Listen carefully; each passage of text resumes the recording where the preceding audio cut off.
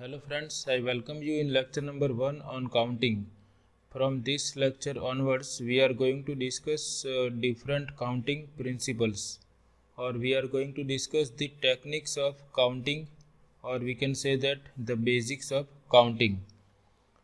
Counting problems arise through mathematics and computer science. For example, we must count the successful outcomes of experiments and all the possible outcomes of these experiments to determine probabilities of discrete events. We need to count the number of operations used by an algorithm to study its time complexity. So these are just two examples in which we have counting problems. We will illustrate the basic techniques of counting in these lectures. These methods serve as the foundation for almost all counting techniques. So we are going to discuss two basic counting principles known as the product rule and the sum rule. In this lecture we will discuss product rule, and in upcoming lectures we will discuss some another counting techniques. The product rule applies when a procedure is made up of separate tasks. Suppose we are doing some procedure and that procedure can be broken down into say two different tasks. Suppose to do some procedure we have to perform two tasks, say task T1 and task T2, and the procedure is completed after completing these two tasks. So procedure will be completed if we perform these two tasks. First we perform task T1, and after task T1 is performed we will perform task T2, and then after procedure is completed. So the product rule applies when a procedure is made up of separate tasks. Suppose we have some procedure which can be broken down into two different tasks, say task T1 and task T2, and suppose task T1 can be done in n1 ways and task T2 can be done in n2 ways. Then the number of ways that the procedure can be done is product of these two, n1 and n2, and this is the product rule. So that we have to write systematically. They can ask you write down the product rule for counting. So we should write in this way. Suppose that a procedure can be broken down in a sequence of two tasks. If there are n1 ways to do the first task and n2 ways to do the second task after the first task has been done, then there are n1 into n2 ways to do the procedure. So this is product rule for that procedure which can be done in a sequence of two tasks. You may have more than two tasks also, so that we will generalize after we discuss this product rule in which we are considering procedure which can be broken down into two tasks.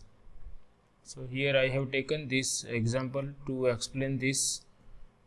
The chairs of an auditorium are to be labeled with a letter and a positive integer not exceeding 100. What is the largest number of chairs that can be labeled differently? So here our problem is to label a chair. Now for labeling the chair, we have to use one letter, that is alphabet from A to Z, and we have to consider positive integer not exceeding 100. That is, we can consider positive integers starting from 1 and going up to 100. So we have to decide that what is the largest number of chairs that can be labeled differently, or we are asked to find out the number of ways in which we can label the chairs of an auditorium. So we can break down this procedure into two tasks.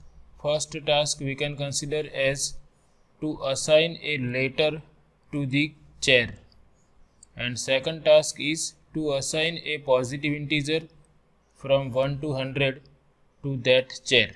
For example, we can label some chair. Suppose we consider D, that is a letter, and then we consider 27.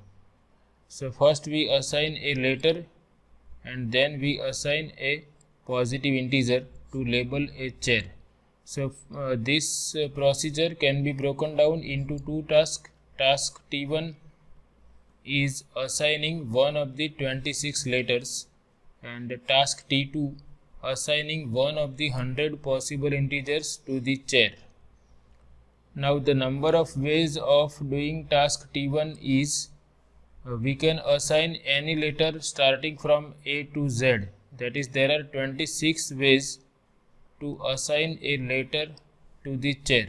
So task T1 can be done in 26 ways. And similarly, we have to assign one of the 100 possible integers. So there are 100 positive integers, 1 to 100. So we can assign a positive integer out of this in 100 ways. So here I have written task T1 can be done in N1 equal to 26 ways. Task T2 can be done in N2 equal to 100 ways. And therefore, by the product rule, there are N1 into N2, that is 26 into 100 equal to 2600 different ways that a chair can be labeled.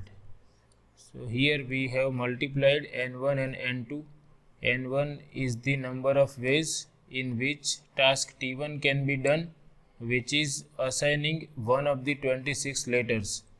N2 is the number of ways in which task T2 can be done, that is assigning one of the 100 possible integers. And by product rule, there are 2600 different ways that a chair can be labeled.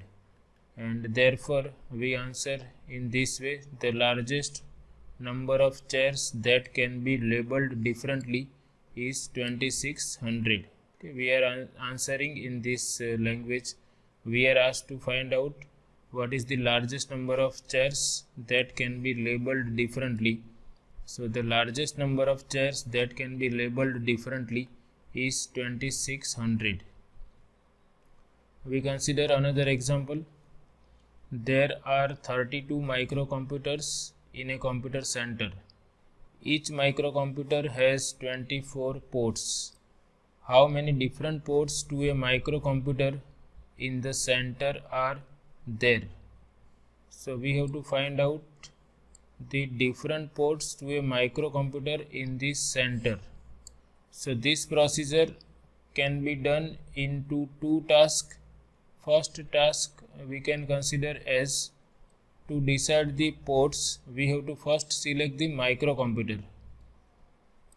We are asked to find out different ports to a microcomputer in the center. There are 32 microcomputers and each microcomputer has 24 ports. So to decide the different ports, number of different ports, first we have to select a microcomputer out of 32 microcomputers. So first we select the microcomputer that we consider as task T1, and after that we select a port. So there are 24 ports. So first we select the microcomputer, that we can do in 32 ways, and each microcomputer has 24 ports, so that we can do in 24 ways. So product of these two will give us number of different ports to a microcomputer. So the procedure of choosing a port consists of two tasks. First task is picking a microcomputer and then picking a port on this microcomputer. First we select the microcomputer and then in that microcomputer we select a port. Since there are 32 ways to choose the microcomputer and 24 ways to choose the port, no matter which microcomputer has been selected. The product rule implies that there are 32 into 24, that is 768 different ports. So this is another application of product rule.